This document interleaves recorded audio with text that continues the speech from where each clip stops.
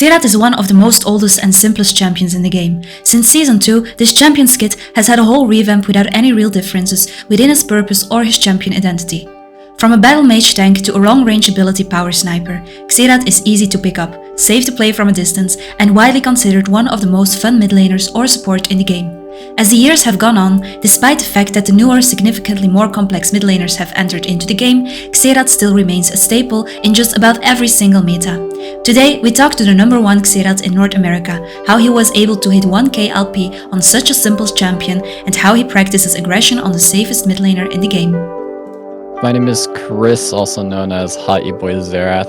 I'm a multi-Challenger Xerath player. I achieved Challenger 1000 LP, and I think I peaked ranked 5 in North America. I actually started at League of Legends all the way back in about Season 2, beginning of like high school. It was like, I think it's almost been over like 10 years now. I wasn't originally like a Xerath one trick for a while. I actually only picked up Xerath about like 2 years ago, and I actually saw a person named Rat IRL. He was streaming like Xerath 80 carry, which is very like off meta. I was like, man, that looks really fun, and so like I made like a whole brand new account. I was like, I'm gonna play Xerath, and just started playing him and just like kept on playing it and just like kind of fell in love with the champion. Strong point of Xerath is pretty much you can follow up into any fight just because how long range ability he is. He's a glass cannon. Like you can deal so much damage, you can follow up. So like when you have like a Rengar Hecarim who ults into the back line, you can follow up and guarantee get to priority targets like their 80 carry or their squishy support. Like normally most people would have to like risk themselves going into the back line with like them or like have really good positioning, but Xerath can just follow up from anywhere on the map pretty much. So Xerath is very slow in the early game. His damage is so low that majority of the time we actually rely on our runes to do majority of our damage pre-level 6. You'll always go into the game like kind of test the waters. Like the priority would be CSing and just get to like your 1 or 2 item power spikes, but you'll always throw like your W and Q, kind of test them, see how well they do under pressure. Like if I notice like they're not as good as dodging skill shots or they're not as confident, because you can tell their confidence just by how they're standing in the wave, how they're trading back with you.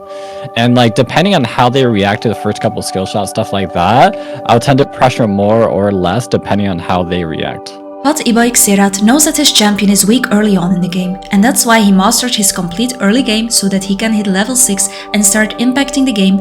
Primarily, he will focus on farming and keeping his distance while at the same time testing the waters with the enemy mid laner. If he notices they are playing aggressively and taking a lot of damage, he will ping his jungler for a kill, otherwise he will just continue farming.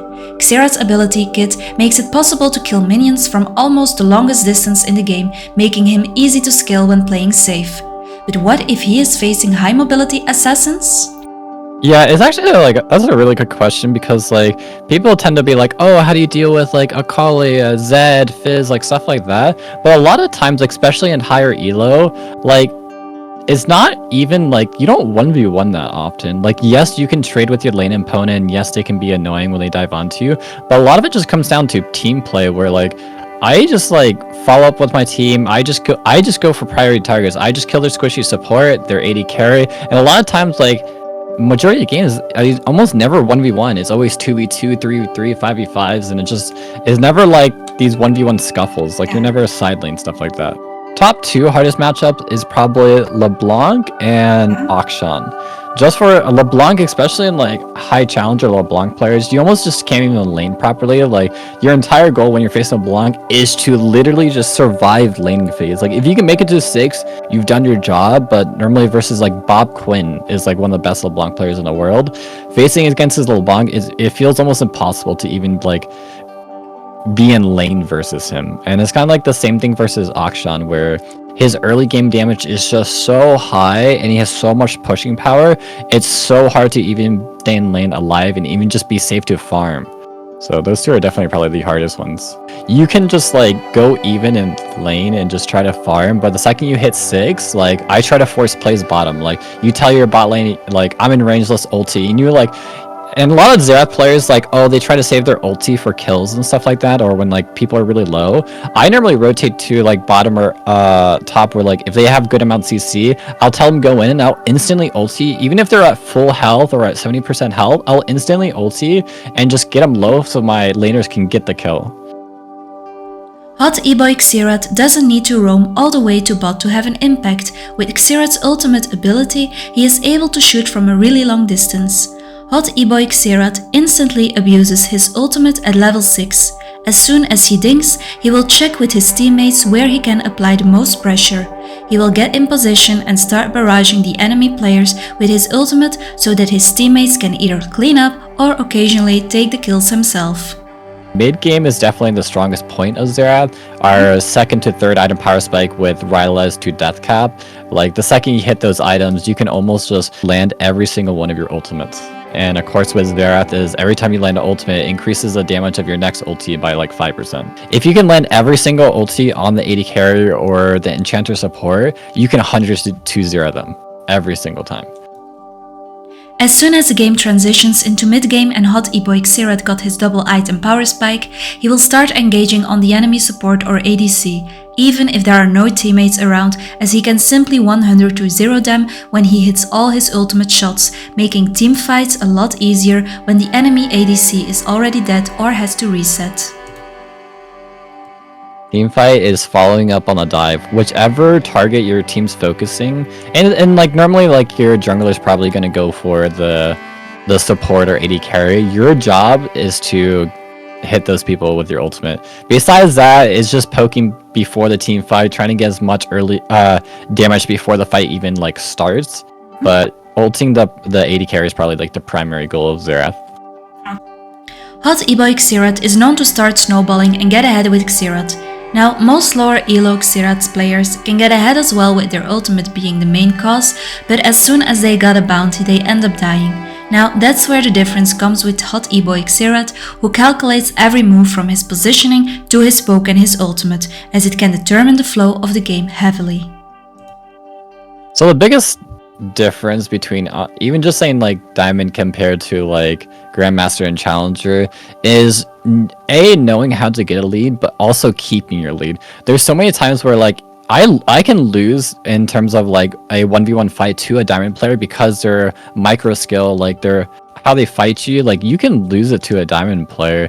But in terms of like the overall decision making, knowing where to be on the map, how to keep like when I have 1,000 gold bounty, I'm not going to take a risky 1v1 fight and risk to give over that 1,000 gold bounty. You're going to be a lot smarter in keeping that lead and not losing that lead for a risky coin flip play or a risky like just getting caught out of position for no reason. Like we know how to get a lead and keep our lead to make sure that we win the game.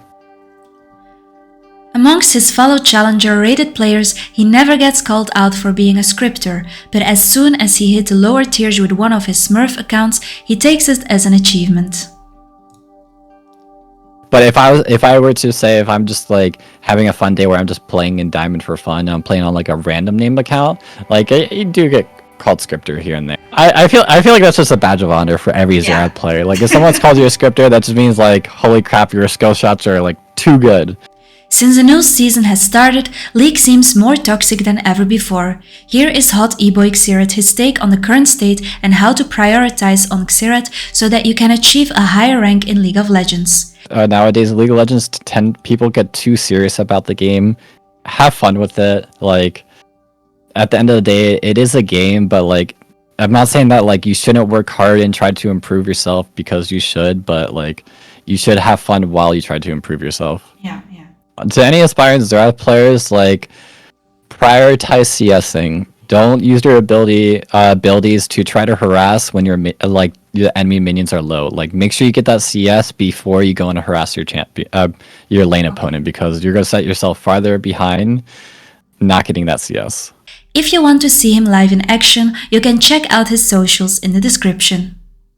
Twitch, YouTube, and TikTok. You can find me at Hot Eboy Xerath.